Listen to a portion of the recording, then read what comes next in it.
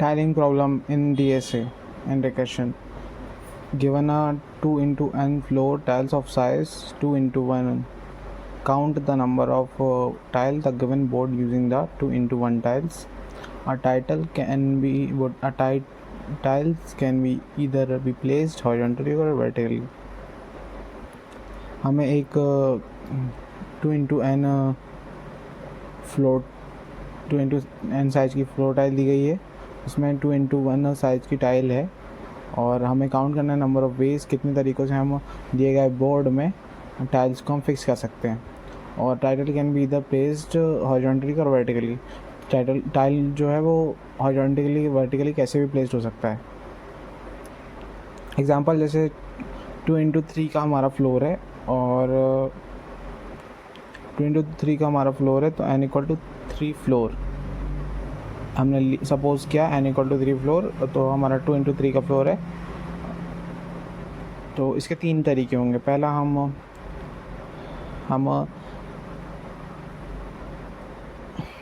तीनों टाइल्स को हॉरिजॉन्टली रखेंगे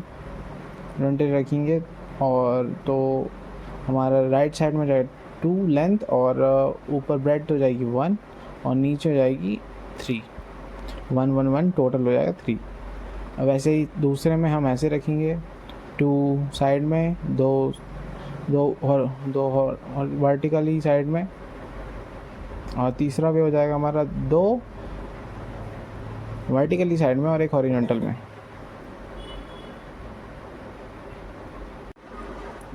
इसे वर्क कराने के लिए हमारे पास सबसे पहले होना चाहिए बेस केस, उसके बाद वर्क कैसे कर रहा है, उसके बाद हम कॉल करेंगे इसके इनर फंक्शन को.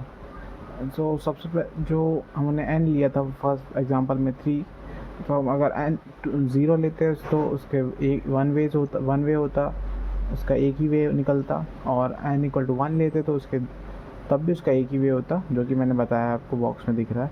बॉक्स की एक बॉक्स है वो मतलब टाइल्स है जिसकी लेंथ 2 और ब्रेड्थ 1. और जब हम n इक्वल टू 2 लेंगे तो 2 into 2 हो जाएगा. तो हमारे 2 बॉक्स रहेंगे, इसमें हम एक बॉक्स बनाएंगे और स्क्वायर टाइप का, मतलब जो टाइल्स रहेगी स्क्वायर टाइप की, वो उसमें हम 2 बॉक्स हॉरिजॉन्टली रख सकते हैं, 2 वर्टिकली रख सकते हैं. रिकर्जन में हमारे पास 2 चॉइसेस होती हैं. वर्टिकली प्लेस कर सकते हैं या तो हम टाइल्स को, या तो फिर हॉरिजॉन्टली प्लेस कर सकते हैं. मान लीजिए हमारे पास एक फ्लोर है जिसका साइज n है और जिसकी लेंथ 2 है. तो अच्छा हम इसमें वर्टिकली टाइल्स को प्लेस करेंगे तो वो जगह ले लेगी 1 साइज. तो जब तो हमारा n क्या हो जाएगा, वो हो जाएगा हमारा n-1. और जब हम फिल करें तो जो हमारे पास जगह बचेगी वो हमारे पास बचेगी, उसमें हम फिल करेंगे 2 into n-1. तो 2 into n-1, तो फिल जो हुआ हमारा वो 2 into n-1 है, मतलब वो fn-1 है. तो fn जब हमारा 2 into n फिल कर रहा है तो fn-1 हमारा फिल करेगा 2 into n-1, fn-2 हमारा फिल करेगा 2 into n-2, f3 हमारा फिल करेगा 2 into 3. और यदि हम हॉरिजॉन्टल रखेंगे टाइल्स को तो उसका साइज हो जाएगा 2, तो हमारा हो जाएगा 2 into n-2. फिर फिल करेंगे 2 into n-2 को, तो ये हमारा हो गया horizontal plus fn-2 equal to 2 into n-2. तो हमारा बेस केस हो गया n इक्वल टू 0 और 1, तो बेस हो गया हमारे 1 और हमारा वर्क हो गया, मतलब हमारा काम हो गया, हमको चॉइस मेक करना है, चॉइस बनाना है. तो जो यहाँ पे fn-1 है प्लस fn-2 है वो इक्वल हो जाएंगे हमारे टोटल वेज के. तो हमारी टाइलिंग प्रॉब्लम का हम कोड लिखेंगे public static int tiling problem int n, ये हमारा पैरामीटर हो जाएगा, इंट हमारा डेटा टाइप हो जाएगा. और हम इंट n इसलिए लिख रहे हैं क्योंकि वो फ्लोर के लिए हमारा 2 into n है जिसको कि, और हमारा इसमें वर्क हो जाएगा इंट vertical tiles equal to tiling problem n-1.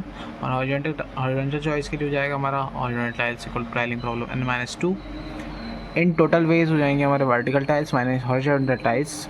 हम रिटर्न कर देंगे टोटल वेज को और हो जाएगा हमारा पब्लिक. और ड्राइवर क्लास को लिख देंगे public static void main string args और system dot out dot print L N, और उसके अंदर रिटर्न कर देंगे 3, उसके अंदर 3 को प्रिंट कर देंगे। और इसमें बेस केस हो जाएगा हमारा if n double equal to 0 आ रहा है और n इक्वल टू 1 ले रहे हैं, तो हमारे जो वेज आ रहे हैं वो 1 आ रहे हैं, इसलिए हमारा हो जाएगा रिटर्न 1। जब हम टाइलिंग प्रॉब्लम 3 कॉल करेंगे तो हमारा कोड चलेगा, हमारा आएगा 3। -1 क्यों आ रहा है, कोई गलती सॉरी, यहाँ माइनस की जगह प्लस करना था, मैं प्लस कर दे रहा हूँ। ये हॉरिजॉन्टल लाइंस ये हो गया। अब ये जब हम 2 इंटू 3 के लिए चलाएंगे तो हमारा आएगा 3। ये देखिए हमारा 3 आ चुका है। तो ये हमारा कोड था। That's all. यदि पसंद आए तो सब्सक्राइब करें, वरना आपकी मर्ज़ी।